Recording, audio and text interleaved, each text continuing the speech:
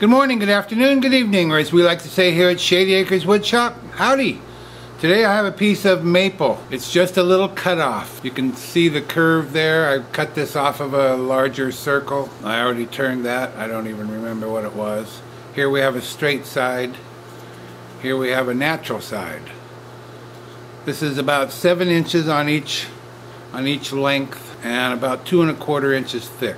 Not very big. Knowing me, you would probably think this would be the top, and that's what I thought. I've been looking at this piece for a while, and I thought that's going to be the top, and I'm going to make a natural edge something. Well, looking at it really closely, that's not the best route to go. This is going to be the top, and I've already drilled my hole for the woodworm screw, and the reason I'm doing that is because I already have a natural curve coming up as the outside of a bowl would be, and if I go this way, I'm going to knock these corners off. First thing, they're going to be gone. I'll be left with just a little bit of natural area here, and I want something other than that. I am going to try and leave this top edge untouched. I intend to leave the corners untouched, so there should be some nature to it here. That's my intention, and it'll just be a small little bowl on the top flat side. So let's get this mounted up on the woodworm screw and we'll get to turning. It's a beautiful sunny day here today, and the temperature outside is 51 degrees. Haven't seen 50 degrees in a long time, I can tell you.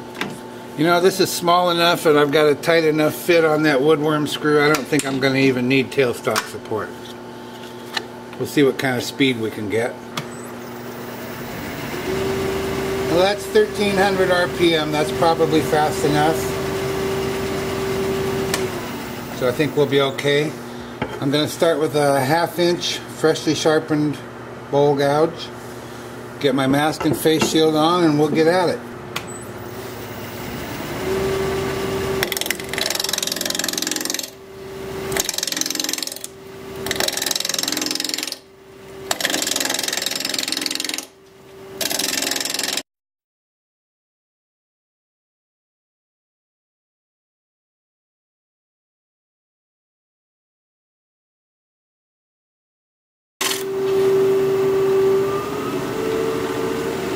Turn the speed up to about 1800.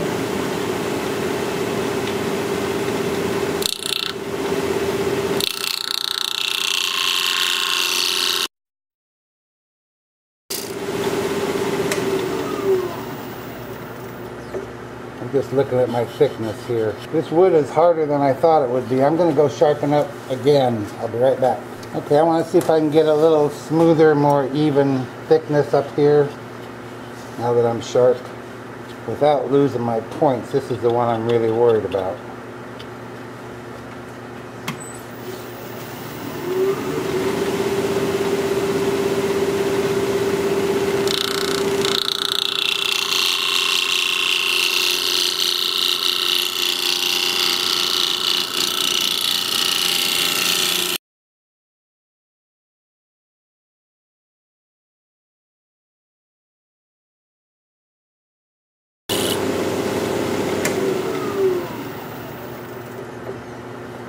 Now, do I have enough room here for a tenon? How big is that? I need 2 inches. I'm good, I guess. I've got 2 1/2. But do I have enough sound material for a tenon? Doesn't really look like it. I'm going to take some of that off. See if I can get down to sound material. Boy, I hope so.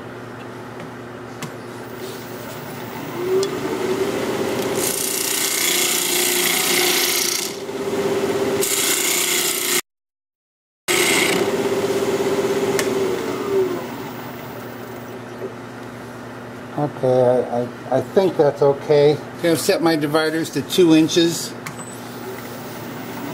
And with the left one I'm going to touch. With the right one I just want to see if it matches up with the left one. So I'm going to touch on the left side.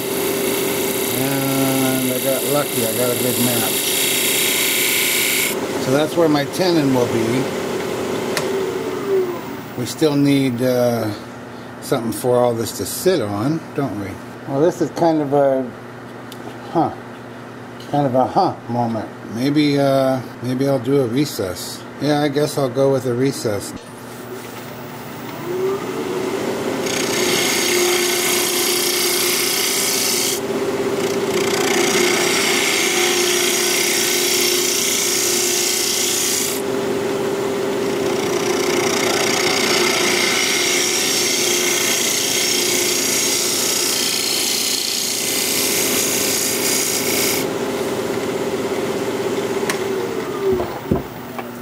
You know, I do this so seldom, I'm trying to remember now what size it has to be. I think, boy, I'm afraid it has to be 2 1/8. Let me measure my jaws here real quick.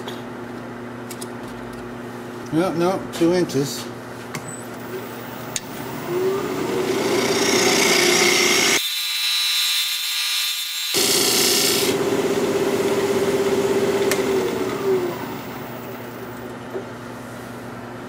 So I have this recess tool. I bought this when I bought my very first chuck, which is what this is. You don't have to have one of these, but I do have one, so I guess I'll use it. I want to go deeper as well because I don't have a lot of support right here. I'm going to go up in there a little further.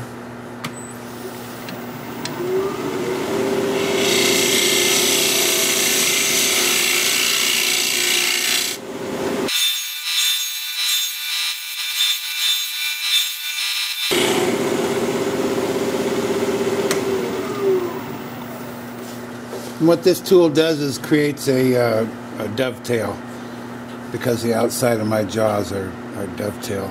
Alright, time for sanding. That was quick. Well, once again, I've put myself in a corner here. How am I going to sand this? Look at these little points. These are sharp as a needle. I mean, they are sharp. And I can't hardly leave them for somebody to feel and hurt themselves on. And I don't really want to get up in here and just slip just a little bit. Ow! I mean, that's going to hurt. So I'm wondering how I'm going to sand this. And it needs sanding. So I'm once again going to rely on my Sandoflex. This little gizmo. I'm going to sand those points. In fact, I may sand this whole thing with the Sandoflex. It'll get inside here. It'll clean that all out, make it look nice. But it can do a good job out here as well. I just don't see any other safe way of doing this. I could hold some sandpaper up there with my fingers, but man, ow, not gonna do it. So let me get my mask on and I'll show you how that's gonna work.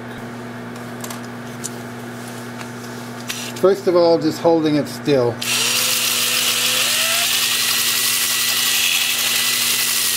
I want to leave those points, I just want to dull them slightly. And that's what the fingers on this Sandoflex do. They'll conform to most anything. And the brushes just push the sandpaper into the piece.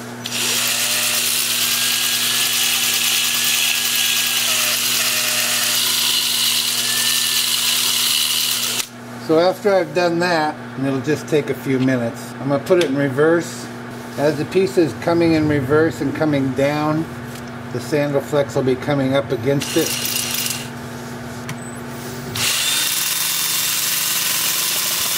And I can get right in that corner. The bottom of the wings. So I think that's going to do a pretty good job. I can even get along here and of course over here. So that's the way I'm going to sand this, because I'm chicken. I'll see you back here when it's time to put some finish on. This is some pretty grain, huh? Nice. See you in a bit. Well, that went pretty well, the sanding. Now it's just a matter of bringing out that beautiful grain.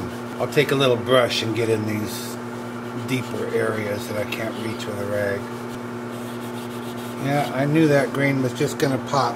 I think this piece of wood came from a tray that I did, oh gosh, probably close to a year ago now, I'm not sure. And I called it Bird's Eye Maple Platter, but it was pointed out to me that it's not Bird's Eye Maple, it's a Burl. And I think this piece came from that. So if you want to see what this came from, look for one of my videos called Bird's Eye Maple Platter or something along those lines. I'm using Howard Feed and Wax, just like I've been using it quite a bit lately. And this has to set up for about 20 to 30 minutes, probably 30 minutes because it's kind of cold out here. And then I'll buff it up. And then it'll be time to turn it around and start hollowing it out. Looking forward to that. So I'll see you back here after this is buffed up and ready to turn around. I have something I have to go do, so I can't finish this today. But I wanted to correct the record and show you what it looks like after it's buffed. I'm just real tickled pink about this piece. I love it. I hope I don't screw it up. Correcting the record, the platter is called a bird's eye cherry platter. And it turns out it's not bird's eye at all, but a Burl. It's a Burl cherry platter.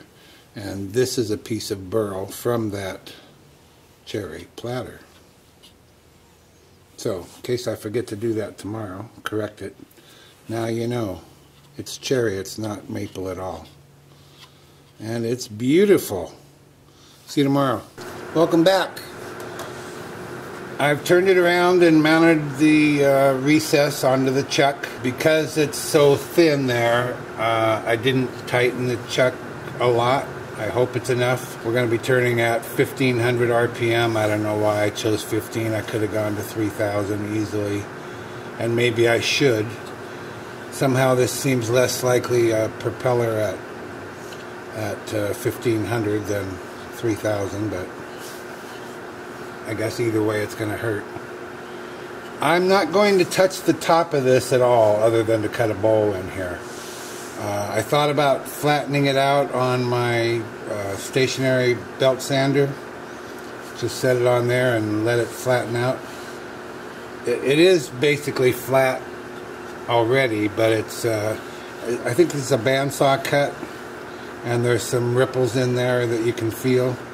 Can't really see them maybe, but you can feel them. Maybe you can see right here. And I'm just going to leave those.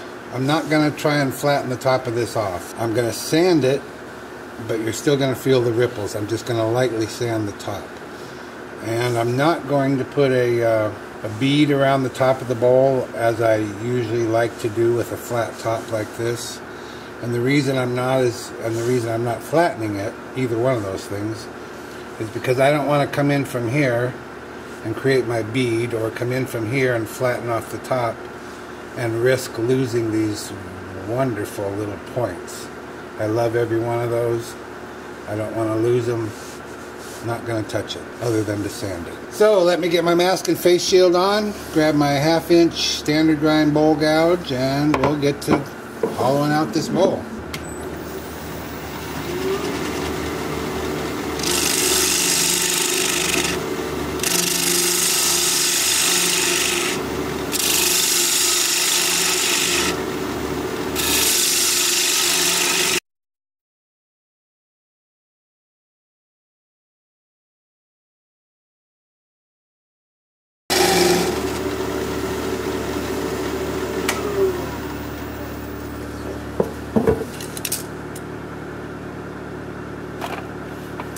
Yeah, I know, I can make a depth gauge. Don't want to. I'm about 1.25 inches. 1.5 inches is actually pushing it, but I can go about another 1/8 of an inch.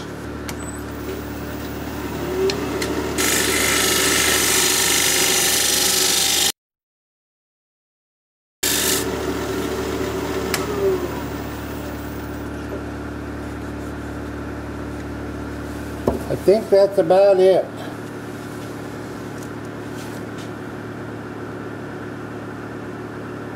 Yeah, about 1 3/8 inches, and I've got an overall of about 1 5/8 inches. Well, but then that's overall. Then I've got an 1/8 of an inch recess, so I'm only about 1/8 of an inch deep or thick on the bottom, and that's close enough. Uh-oh, sorry, didn't mean to bump you. Hold still. Let me grab a scraper.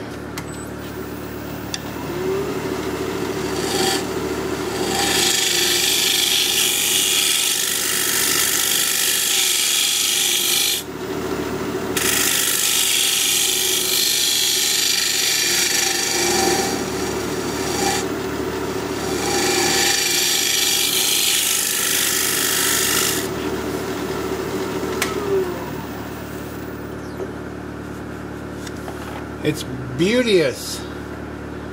I proclaim it done. Time for sanding.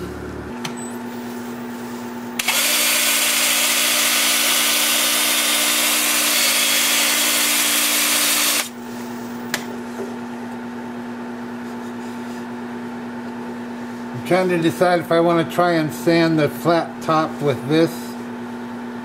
I guess I'll try.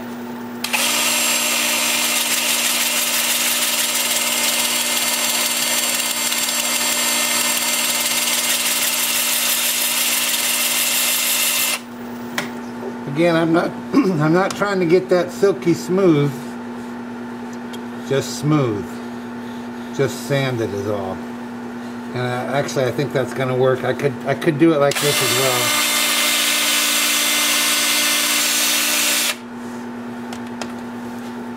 See, I don't know if you like that. I love that.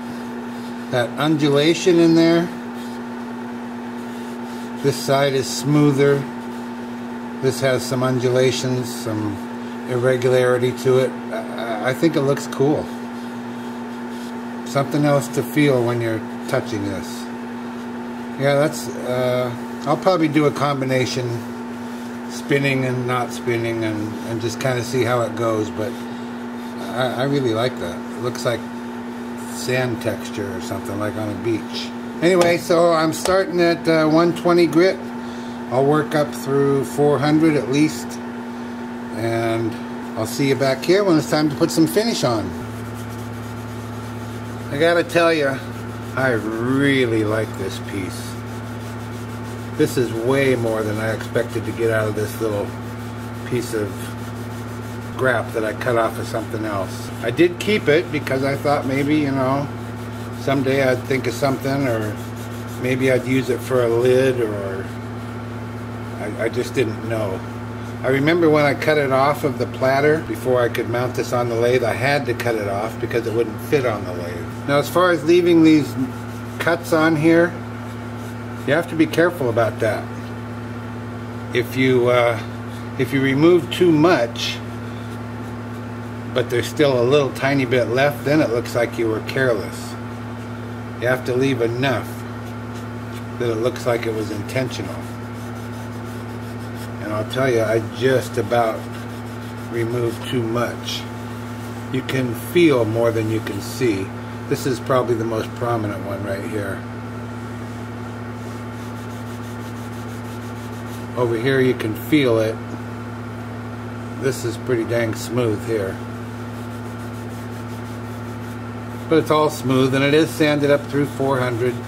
I stopped there because it just seemed right. It's just super smooth, and I like to feel a little texture when I'm handling a piece. I don't want it to feel like glass. I want it to feel like wood. Kind of looks like a spaceship from time to time. If you get just the right angle, maybe like that, a spaceship taking off. Meow. No, it's all me this way. Meow. Whatever. So I'll let this dry for a little bit, half hour or so, and I'll buff it up, and then I guess we're done, unless we want to remove that recess. I'm not so sure I do. I like to remove the recess. I prefer to remove the recess, but I can't remember why I didn't want to in this case. We'll take a look at it when we're all done and decide finally, but I kind of think I'm leaving it. So, see you in a bit. Well, there we have it. One cherry Burl bowl in the books. Got a bark inclusion there. Totally natural edge. It's got one straight edge and one curved edge. Bandsaw cut. Actually, I kind of think it's a chainsaw cut. I think this was sliced off this way. You can still see and feel this one a little bit here, not much. I'm afraid I did take off too much of that. These two wings are pretty dang smooth. This one's the only one that has much texture to it anymore. It's still 7 inches point to point, point to point, point to point. Roughly. Actually 7 1/4, 7 3/8, something like that. And it's just under 2 inches thick, deep, tall, however you want to refer to it. This might be my second favorite piece I've ever turned. Might not be, I don't know. I like it a lot. I mean, just look at the grain of that wood. That is beautiful, yeah? Don't you think? Pretty flawless. I decided not to try and remove the recess because there's just not enough base here. I would end up with like nothing. Maybe a 1/16 of an inch, maybe. Something that would be prone to chipping, and it's already got some natural defects in it. So I'm leaving it. It's about 1/8 of an inch deep, I guess. A little bit deeper than I like to leave, but I'm leaving it. So there it is. Oh yeah, see, I think it looks like a rocket ship this way. This is the flames coming out down here. No. What do you think? No? Forget it, Phil? Okay, I hear you. If you like this video, thumbs up please. I'd sure appreciate it. If you're a subscriber, thank you very kindly. I truly appreciate that. If you're not a subscriber, you might consider becoming one. I put out regular videos about 1 a week, and I'd like to keep in touch. Your comments are always welcome, and I respond to all of them. So for now, this is Phil, Shady Acres Woodshop, signing off.